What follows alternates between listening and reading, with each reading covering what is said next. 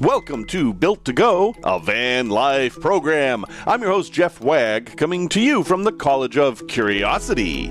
This time it's episode 191, and we're going to talk about the realities of electric van life. Is it time to ditch the internal combustion engine for your next van? Can you build out an electric van? We will talk about it. We'll also talk about the realities of a no build involving no permanent battery. Can you just charge everything you need? And we'll also visit a place in Mexico that has an amazing story, but you can see some evidence. Yes, we're going to do that. Hello, everyone. Thank you very much. Before we get started today, I want to mention that I'm about to go on another trip. It's a very sudden thing. I didn't know I was doing this trip, and rather than just tell you about the trip, I thought I would make it into a game. So I have created this Where is Jeff hashtag.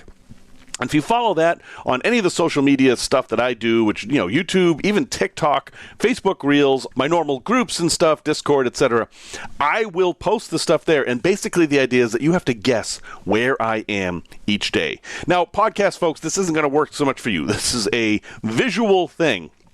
But there's going to be short videos of me in a place. You have to figure out where I am, and there'll be a scoring system and stuff. So I'll have a link in the show notes to the introduction video for this on YouTube, and you can start there, or you can just search the hashtag Where is Jeff and go from there. But I think it'll be a lot of fun. I'm going to some really cool places, and I thought I'd bring you along in a little bit of a different way. And I promise at the end, I will tell you all about this crazy trip I'm doing.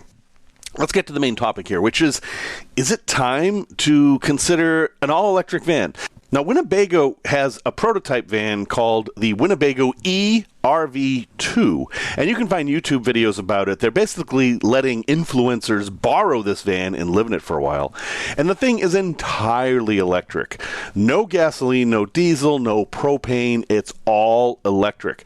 And this is to demonstrate the concept that, yes, you can use an electric van for a camper. But it's a prototype. This isn't something you can just go buy. And while Winnebago does sell Class B RVs, which is a van, with all electric systems, meaning there's a giant battery in the back that runs at 48 volts that powers things like air conditioning and stuff like that.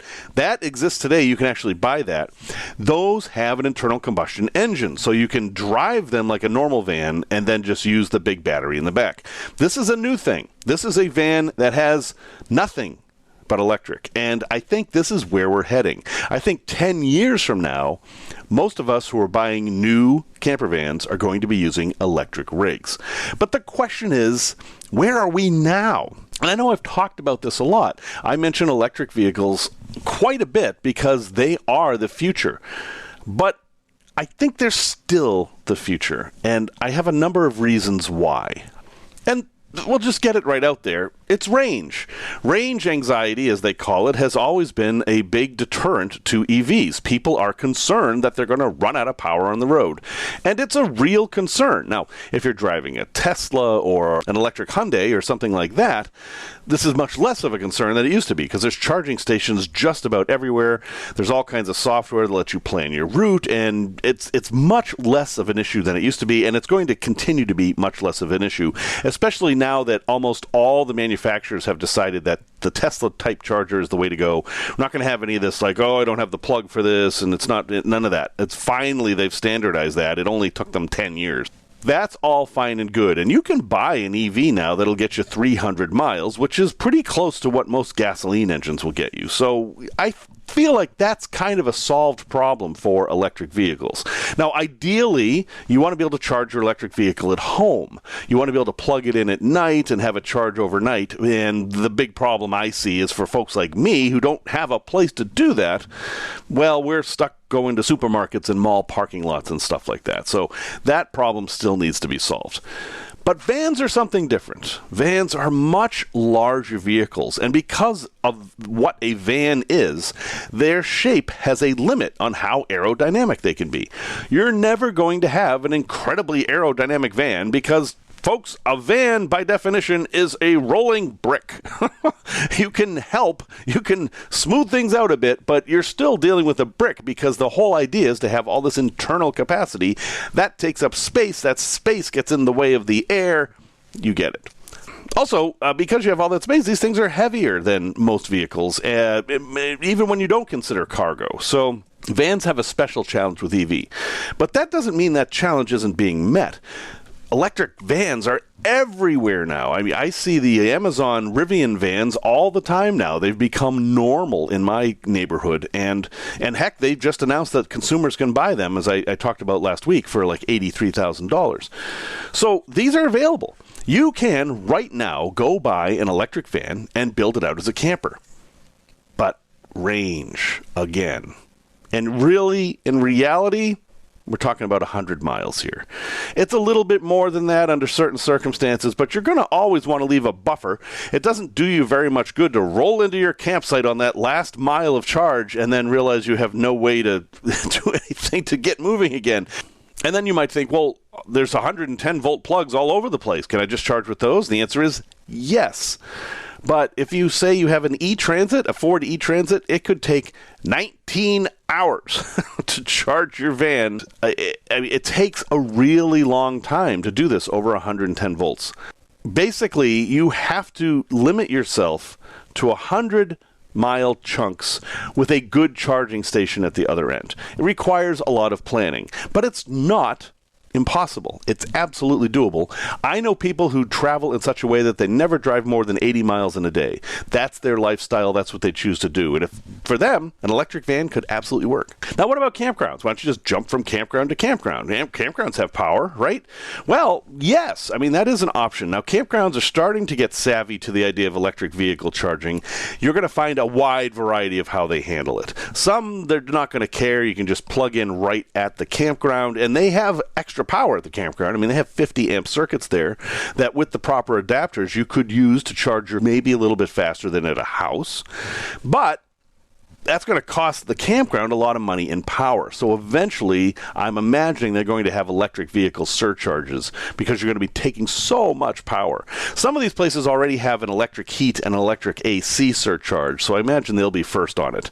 And another way campgrounds are handling this is they will install charging stations at the campground because it has become somewhat popular to tow trailers with Teslas. People do that, although they find that the Tesla's range gets cut about in half when they're towing a trailer. But what if you just brought a generator with you? Well, you're going to bring an internal combustion engine with you to charge your EV? I mean, wouldn't it be better just to have an internal combustion engine to begin with? I mean, you'll have to figure that out for yourself. But we have to talk about numbers here to get into your head what we're talking about. So a Ford e-Transit has a 68,000 watt-hour battery in it. That's a big battery. Your 200 amp hour lithium battery that you might have in the back of your van, which is not a small battery, 200 amp hours is a pretty good size. That's 2,400 watt hours. So comparing those two, it's 68,000 watt hours compared to 2,400 watt hours. There's no comparison. And so if you were thinking, oh, well, maybe I'll just put a lot of solar panels on. No. If you put solar panels on there, you're going to need 57 amp hours of charge per mile. Okay, so if you had 680 watts of solar on your roof, in an hour, you would get enough power to make your vehicle move 1 mile. Solar is really not an option for recharging EVs at this point. Also, another weird little thing about EVs, because there's a motor powering the wheels directly, they go through tires about 20% faster. It's a minor thing when you figure you don't have to worry about oil changes or all that other maintenance, but tires, yeah, you're going to go through tires faster with an EV. Now let's talk about a build. So you've got this EV and you're going to build it out. What's different about building out an EV than building out a traditional internal combustion engine van? Well, I think one big difference is that you don't want to mess with any of the EV stuff. It's not like you're going to tap into that massive battery that's in there and use it for the rear of your vehicle. The voltages are not really compatible. I mean, they can be anywhere from 300 to 400 volts. And while, yeah, there are systems that will convert them, they're complex. I know the E-Transit has a water-cooled converter system that will allow it to recharge the 12-volt battery that all EVs have. And I honestly, at this point, where this is new technology, I don't think we want to mess with that. So if you're going to build out a van, I think you should build out the van the way you would build out a trailer, which is that the back is completely independent. It has its own battery, it has its own ground and power, so you're going to run 2 wires to every component. No more just screwing into the chassis. Although you could ground to the chassis, I suppose. I would be afraid of that. I would definitely want to make sure you had a good ground because these vehicles are built a little bit different. You would basically be building out a little cabin on a vehicle that had nothing to do with the vehicle. This means you can't charge your batteries while you're driving. Because there's no alternator. There's no way to charge your rear batteries while you're driving. So you're going to need to charge with solar or with some other way of charging. And that can be a big problem. I know for people who drive a lot, who are camping overnight and drive a lot every day, they don't have to worry about solar. But you would have to worry about solar because it would be the only way to charge those batteries in the back. So that makes it not ideal for winter. Also, you have no engine heat to speak of. There's an electric heater in these vans, but it uses power from the main battery. You're not going to have the ability to use a calorifier or anything like that to heat the back of the van. In my ambulance, I can heat the back of the van just by flipping a switch. I would not be able to do that in an electric van unless I drew power from the main battery somehow. And again, you don't want to do that. The whole limit here is range, and you don't want to tap into that for anything unless you have to. Now, could you run the AC in the vehicle while you were just sitting there? Yeah, that wouldn't hurt anything. You absolutely could, but you'd be drawing down on that battery. So if you were in a situation where you could camp at a charging station, sure, maybe you could use the AC there, but you'd have to be very cautious because just like the starter battery is sacred in an internal combustion engine vehicle, the main drive battery would be sacred in these vehicles. You're going to have some more space because you don't have all those engine components, but you're also going to have less space because you have this massive battery there too you have to work around. So you'd have to be very, very precise in how you build things. So bottom line is, yes, you can build out an electric camper van right now. You have some challenges. You're going to require a lot of planning. And it would absolutely not be a great vehicle for heading out in deep into BLM land or anything like that. But if you were going to do urban camping, campground to campground kind of camping, short distances, like you wanted to go to New England, for example, in the summer and go campground to campground to campground, an electric camper van could actually be a great option. And the savings you would have on fuel costs could potentially make it worth doing.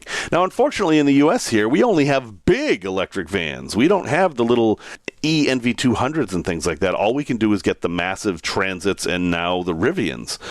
But hey, if you're committed to electric vehicles, it could be a fun project. But I think it's going to cost you a lot of money. So, hey, if you're doing it, let me know. I'd love to see how it goes. Tech Talk. Let's talk about no builds and battery-powered devices. So since I started this podcast a couple of years ago, technology has changed. And at the beginning, I didn't think it was really that practical to not have a main battery. So whether it was a Jackery or a hardwired battery, a leisure battery for the back of your van, I was convinced that you needed that to have a successful camping experience. And now I'm much less sure of that because I see a lot of USB chargeable things that solve a lot of your needs for while you're camping. There are puck lights that are USB chargeable. The charge lasts for days. You could easily solve all your lighting problems just by recharging them every once in a while. That's a simple thing to do. A little solar panel would be all you needed for that. Or you could do it while you were driving. Lighting, simple. Absolutely, you can do that without having a main battery. What about some of the other things? How about a fan?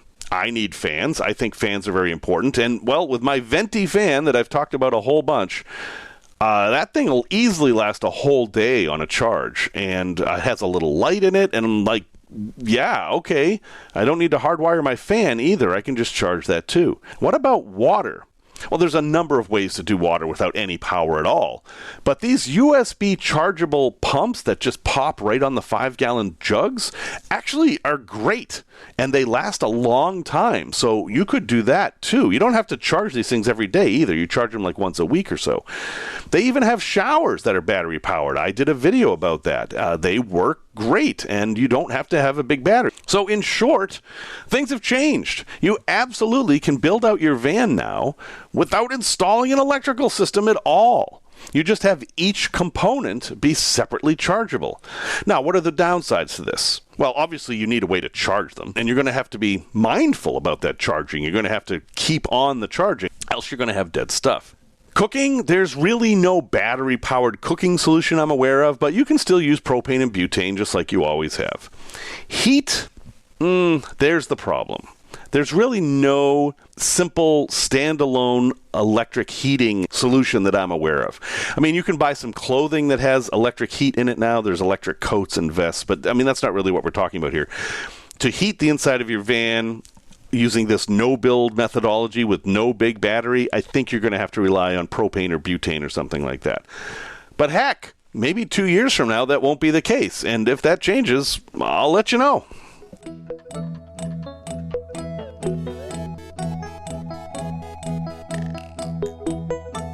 Product review. Another thing that's changed is these electric charging banks, these little pocket-powered electric charging banks. I have one in my hand here for the YouTube folks. I've got a couple of them. This one in my hand is a Pisen, the names again, Pisen. This is a 20-watt charger. It's about the size of 2 granola bars, I guess. Weighs, I don't know, maybe half a pound. But what's changed about these is that they're now PD devices. They will charge the new iPhones and new Samsung phones and whatever fast. And I think they're great. I think if you have not purchased a pocket battery bank in the last year or so, it's time to reconsider because they're not very expensive. So this one here I got in Canada in an emergency situation. I have not been able to find a link to it. But I have another one that's called an INIU. INIU? INIU. And it's the same idea. It's a 20,000 milliamp battery, and that's more than enough to charge any phone on the market. And again, it will do it fast. Now, the INIU comes with 2 USB-A ports. That's the normal kind of USB port. And it also has a USB-C port, and that is a double USB-C port, meaning that it will charge the battery, but it'll also reverse and charge your phone. So that's pretty handy. And it has a little flashlight, and it has a cute glowing paw.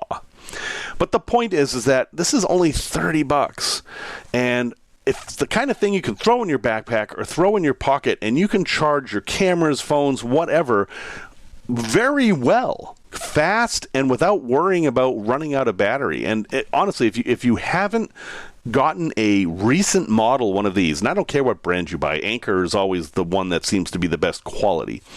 Also more expensive, of course, that's how that goes. But if you haven't done this recently, it's time to take a look. So I'll have a link in the show notes to the INIU, the INIU that I have used. It works fine, but any of these will work fine. I also have an old one that I bought 5 years ago that still works, but it's USB 1.1. It has 10,000 milliamp hours. It's got a decent-sized battery, but it charges so slow that I hardly ever use it because I have to basically have my phone hooked up to it for 2 hours for it to charge, and it's just not as convenient.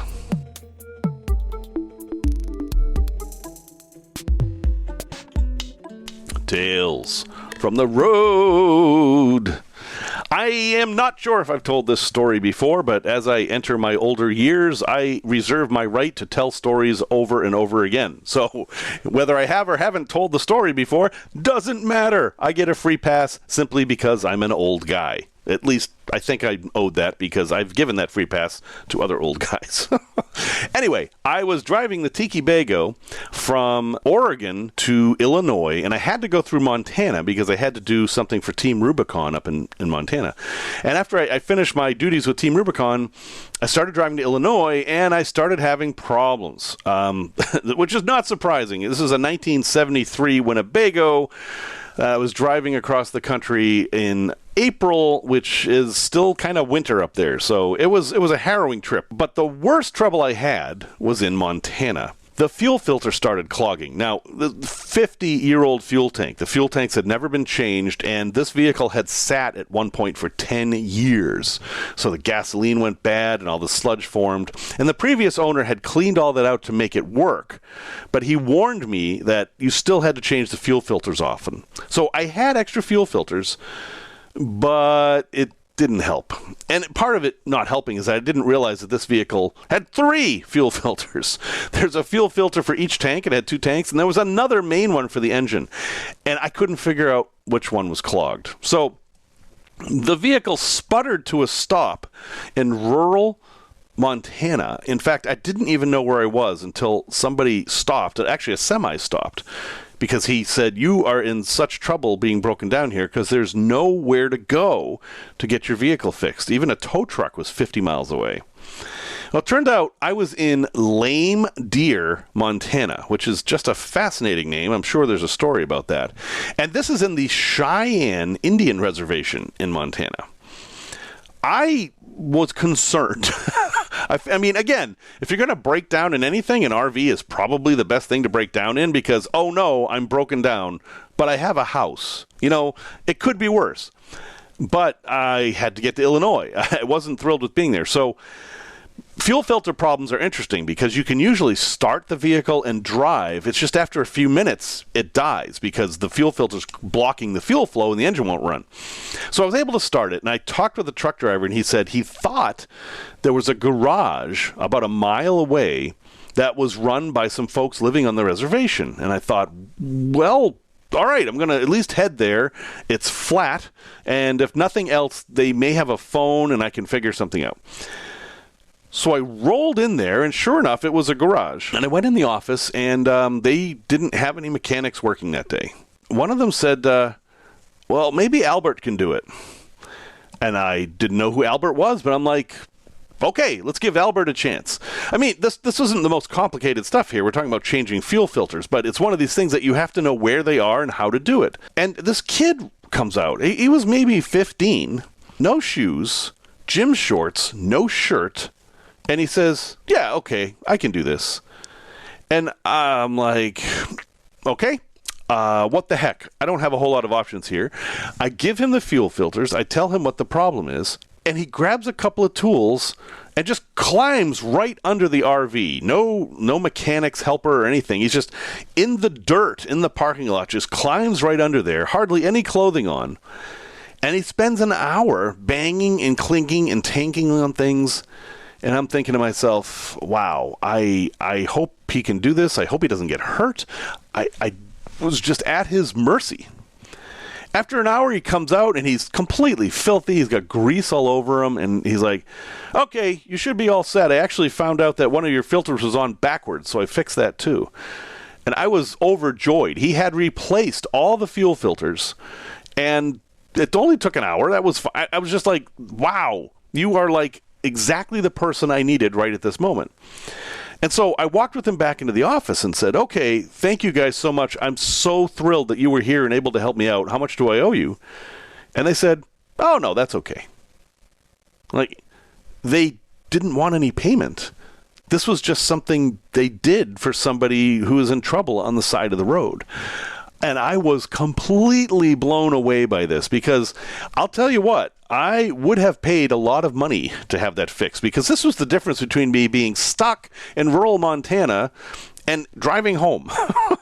So I did not let that stand. I withdrew a few $100 bills from my pocket and left them on the counter and walked away because there was no way I wasn't going to pay for that. But just a really nice thing these folks did for me, and I will always remember their charity, and I will continue to look for ways to pay that forward, because the difference they made in my life at that moment was huge. It was enormous, and they knew they had me at a disadvantage, or if they thought that way, you know, there are definitely some mechanics who would have just said, well, I've got this guy trapped, and now I can do whatever I want. No. All they thought was, hey, we have to help this guy in need. So just a good good way to be. Thank you very much, Albert, and your family who ran this repair shop in Lame Deer, Montana. I will always remember you fondly, and I will try to be as good a person as you folks apparently are.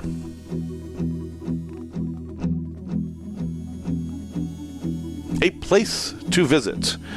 This is going to turn into another tale from the road because it's such a story. But going through the Panama Canal, we went to a place called Huatulco, which begins with an H. Although it used to begin with a G, it was Huatulco. In the Nahuatl language of the Mayan folks who lived there before European contact, that name means the place where people worship wood.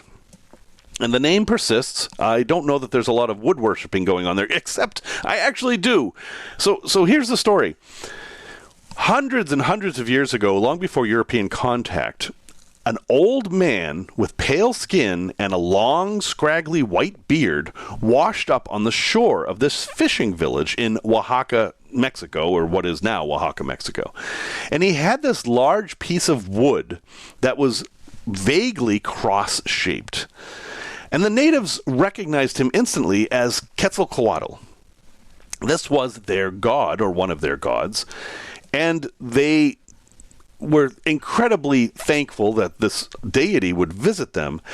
And as he left the piece of wood for them. So they set it up as a shrine, and they, quote-unquote, worshipped the wood. In fact, this became a pilgrimage. People from as far away as Peru would come all the way to southern Mexico to pay homage to this piece of wood and the visiting of Quetzalcoatl. Now, when the Europeans got there, pale skin, long beards, there was some confusion because is this the return of Quetzalcoatl? And then there was the issue of the cross, or the piece of wood shaped like a cross. So the Spaniards took a little bit of advantage of this and were able to just say, oh, yeah, that's us. We're back. Yeah, and the cross there. We know the cross. Let us teach you the true way to worship the cross. And you've seen this movie before. So what happened, though, is that piece of wood, a guy by the name of Cavendish, an English pirate or privateer, however you want to look at it, who was definitely not a fan of the Spanish. There was a whole big Protestant versus Catholic thing going on then.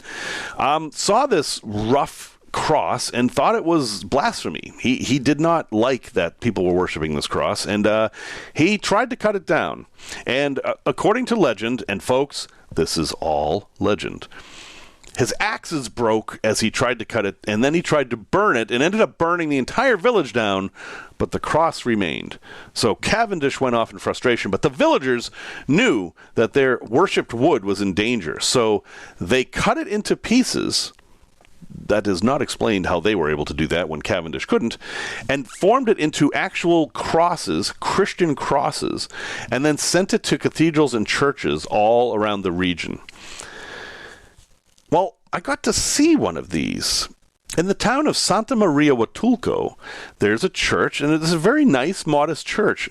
And they have one of these crosses allegedly carved from this piece of wood that Quetzalcoatl came in on. And it was just an interesting moment to be able to look at that cross and be attached to that legend somehow, because now I have seen a piece of wood that a Mayan god floated ashore on, if one is to believe the legend. Now, this is a church, not a scientific institution. I doubt they have done any carbon dating on this wood or counted the rings or even determined what kind of wood it is. But the cross is there and the story is there, and it's an interesting place to visit. So if you would like to visit this, maybe you're doing the Alaska to Argentina drive, you can go to Huatulco. It's on the southwest coast of Oaxaca. Now, Huatulco is the tourist town, and the town that the tourists go to is called La Crucecita, the Little Cross. You don't want to go there. You want to go up into the mountains just a little bit to Santa Maria Huatulco, which is not a tourist place. Nobody speaks English there. This is definitely a town for the locals. But you'll find the church easy enough, and they don't mind if you go in. And the cross is just in a little vestibule to the right. There's a few signs in Spanish, but there's not a lot to tell you what's going on there, so make sure you research it. Hey, this is one of the things you can experience while you travel, and I found it fascinating from an historic and a sociologic point of view. Resource recommendation. Folks, I would love to kill this right now, and that is this idea that you can make a heater out of a candle and a flower pot. I know you've seen 800 videos on TikTok and Reels and whatever the heck else showing that you can heat a whole small apartment with just a few candles, and you can't get more heat out of a candle than a candle will produce. And I've had this discussion with so many folks who I'm just not able to explain it to them.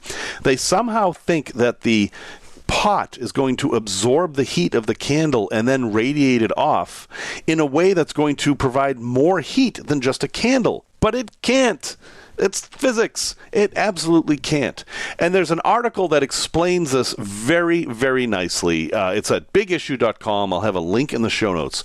And it points out that not only doesn't this work, a whole apartment building burned down because somebody was doing this in their house. Candles are dangerous just in general. And when you have a whole bunch of candles together, you actually produce enough heat that you can light something on fire, but not enough heat to actually stay warm. There's countless videos debunking this. So please, folks, the candle heater thing is just a myth. It doesn't work. I know you'll find people that say it does, but please look at this article and realize that it just doesn't. Well, folks, thank you very much for episode 191. As I mentioned, I'm going to be traveling coming up, so I don't know what the next episodes are going to look like, but I will try my best to get them out on schedule. Music, as always, is by Simon Wagg. And until next time, remember this quote from Aesop. No act of kindness, no matter how small, is ever wasted.